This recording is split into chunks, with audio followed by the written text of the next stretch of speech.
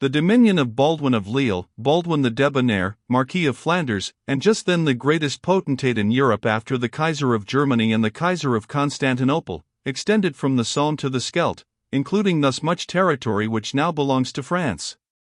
His forefathers had ruled there ever since the days of the foresters of Charlemagne, who held the vast forests against the heathens of the fens, and of that famous Baldwin Brosdefair, who, when the foul fiend rose out of the Scheldt, and tried to drag him down, tried cold steel upon him, being a practical man, and made his ghostly adversary feel so sorely the weight of the iron arm, that he retired into his native mud, or even lower still. He, like a daring knight as he was, ran off with his, so some say, early love, Judith, daughter of Charles the Bald of France, a descendant of Charlemagne himself. Married up to Ethelwulf of England, and thus stepmother of Alfred the Great, after his death behaving, alas for her, not over wisely or well, she had verified the saying, Nous revenons toujours à nos premiers amours, and ran away with Baldwin. Charles, furious that one of his earls, a mere lieutenant and creature, should dare to marry a daughter of Charlemagne's house, would have attacked him with horse and foot, fire and sword, had not Baldwin been the only man who could defend his northern frontier against the heathen Norsemen. The Pope, as Charles was his good friend, fulminated against Baldwin the excommunication destined for him who stole a widow for his wife, and all his accomplices. Baldwin and Judith went straight to Rome, and told their story to the Pope. He, honest man, wrote to Charles the Bald a letter which still remains, alike merciful, sentimental, and politic, with its usual ingrained element of what we now call, from the old monkish word cantare, cant. Of Baldwin's horrible wickedness there is no doubt. Of his repentance, in all matters short of amendment of life, by giving up the fair Judith, still less. But the Pope has another motive for so acting. He fears lest Baldwin, under the weight of Charles's wrath and indignation, should make alliance with the Normans, enemies of God and the Holy Church, and thus an occasion arise of peril and scandal for the people of God, whom Charles ought to rule, and see, which if it happened, it would be worse for them and for Charles's own soul. To which very sensible and humane missive, times and creeds being considered, Charles answered, after pouting and sulking, by making Baldwin bona fide king of all between Somme and Scheldt, and leaving him to raise a royal race from Judith, the wicked and the fair. This all happened about AD 863. 200 years after, there ruled over that same land Baldwin the Debonair, as Marquis of the Flamands. Baldwin had had his troubles. He had fought the Count of Holland.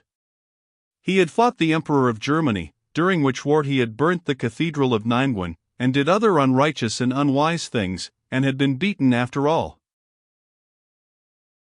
Baldwin had had his troubles, and had deserved them. But he had had his glories, and had deserved them likewise. He had cut the Fosse Neuf, or New Dyke, which parted Artois from Flanders. He had so beautified the Cathedral of Lille, that he was called Baldwin of Lille to his dying day. He had married Adela, the Queen Countess, daughter of the King of France. He had become tutor of Philip, the young king, and more or less thereby regent of the north of France, and had fulfilled his office wisely and well. He had married his eldest son, Baldwin the Good, to the terrible sorceress Richhilda, heiress of Hainaut, wherefore the bridegroom was named Baldwin of Mons. He had married one of his daughters, Matilda, to William of Normandy, afterwards the Conqueror, and another, Judith, to Tosti Godwinson, the son of the great Earl Godwin of England. She afterwards married Welf, Duke of Bavaria, whereby, it may be, the blood of Baldwin of Flanders runs in the veins of Queen Victoria. And thus there were few potentates of the north more feared and respected than Baldwin, the good-natured Earl of Flanders. But one sore thorn in the side he had, which other despots after him shared with him, and with even worse success in extracting it, namely, the valiant men of Scald Maryland, which we now call Holland. Of them hereafter. At the moment of Hereward's arrival, he was troubled with a lesser thorn, the Count of Gisnes, who would not pay him up certain dues, and otherwise acknowledge his sovereignty. Therefore when the chatelaine of St. Omer sent him word to Bruges that a strange Viking had landed with his crew, calling himself Harold Namenson, and offering to take service with him, he returned for answer that the said Harold might make proof of his faith and prowess upon the said count, in which, if he acquitted himself like a good knight, Baldwin would have further dealings with him. So the chatelaine of St. Omer, with all his knights and men-at-arms, and Hereward with his seacocks, marched northwest up to Gisens, with little Arnulf cantering alongside in high glee, for it was the first war that he had ever seen. And they came to the castle of Gisens, and summoned the count, by trumpet and herald, to pay or fight. Whereon, the count preferring the latter, certain knights of his came forth and challenged the knights of St. Omer to fight them man to man. Whereon there was the usual splintering of lances and slipping up of horses, and hewing at heads and shoulders so well defended in mail that no one was much hurt. The archers and arbalisters, meanwhile, amused themselves with shooting at the castle walls, out of which they chipped several small pieces of stone. And when they were all tired, they drew off on both sides, and went in to dinner. At which Hereward's men, who were accustomed to a more serious fashion of fighting, stood by, mightily amused, and vowing it was as pretty a play as ever they saw in their lives. The next day the same comedy was repeated. "Let me go in against those knights, Sir Chatelaine," asked Hereward, who felt the lust of battle tingling in him from head to heel, "and try if I cannot do somewhat towards deciding all this. If we fight no faster than we did yesterday, our beards will be grown down to our knees before we take Gisens." "Let my Viking go," cried Arnulf. "Let me see him fight, as if he had been a pet gamecock or bulldog." "You can break a lance, fine sir, if it please you," said the chatelaine. "I break more than lances," quoth Hereward as he cantered off. "You," said he to his men, "draw round hither to the left, and when I drive the Frenchman to the right, make a run for it, and get between them and the castle gate, and we will try the Danish axe against their horses' legs." Then Hereward spurred his horse, shouting, "A bear! A bear!" and dashed into the press, and therein did mightily, like any Turpin or Roland, till he saw lie on the ground, close to the castle gate, one of the chatelaine's knights with 4 Gisens knights around him.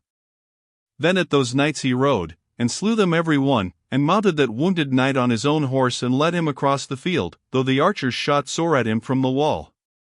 And when the press of knights rode at him, his Danish men got between them and the castle, and made a stand to cover him. Then the Gisens knights rode at them scornfully, crying, "What footpad churls have we here, who fancy they can face horse knights?" But they did not know the stuff of the Danish men, who all shouted, "A bear!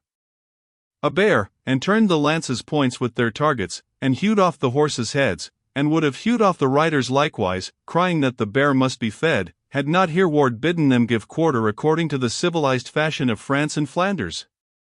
Whereon all the knights who were not taken rode right and left, and let them pass through in peace, with several prisoners, and him whom Hereward had rescued. At which little Arnulf was as proud as if he had done it himself, and the chatelaine sent word to Baldwin that the newcomer was a prud'homme of no common merit, while the heart of the Count of Gisens became as water, and his knights, both those who were captives and those who were not, complained indignantly of the unchivalrous trick of the Danes, how villainous for men on foot, not only to face knights, but to bring them down to their own standing ground by basely cutting off their horses' heads. To which Hereward answered, that he knew the rules of chivalry as well as any of them, but he was hired, not to joust at a tournament, but to make the Count of Gisens pay his Lord Baldwin, and make him pay he would. The next day he bade his men sit still and look on, and leave him to himself.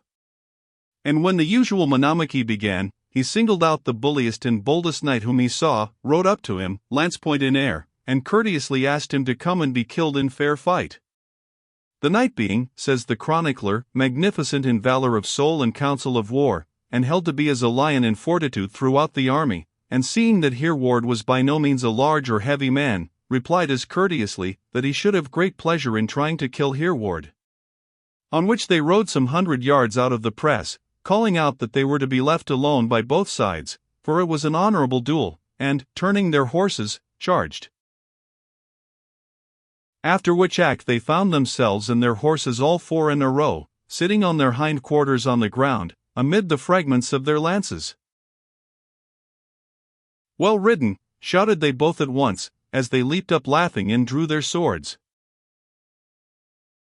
After which they hammered away at each other merrily in the devil's smithy, the sparks flew, and the iron rang, and all men stood still to see that gallant fight. So they watched and cheered, till Hereward struck his man such a blow under the ear, that he dropped, and lay like a log. "I think I can carry you," quoth Hereward, and picking him up, he threw him over his shoulder, and walked toward his men. "A bear! A bear!" shouted they in delight, laughing at the likeness between Hereward's attitude, and that of a bear waddling off on his hind legs with his prey in his arms. He should have killed his bullock outright before he went to carry him. "Look there!" And the knight, awaking from his swoon, struggled violently, says Leofric, to escape. But Hereward, though the smaller, was the stronger man, and crushing him in his arms, walked on steadily. "Knights, to the rescue! Heubrecht is taken," shouted they of Gisens, galloping towards him. "A bear! A bear! To me, Byrnsons! To me, Vikings all!" shouted Hereward. And the Danes leapt up, and ran toward him, axe in hand. The Chatelain's knights rode up likewise, and so it befell, that Hereward carried his prisoner safe into camp. "And who are you, gallant knight?" asked he of his prisoner. "Heubrecht, nephew of Eustace, Count of Gisens." "So I suppose you will be ransomed. Till then, armorer." And the hapless Heubrecht found himself chained and fettered, and sent off to Hereward's tent, under the custody of Martin Lightfoot. The next day, says the chronicler, the Count of Gisens, stupefied with grief at the loss of his nephew, sent the due honor and service to his prince, besides gifts and hostages. And so ended the troubles of Baldwin and Eustace of Gisens.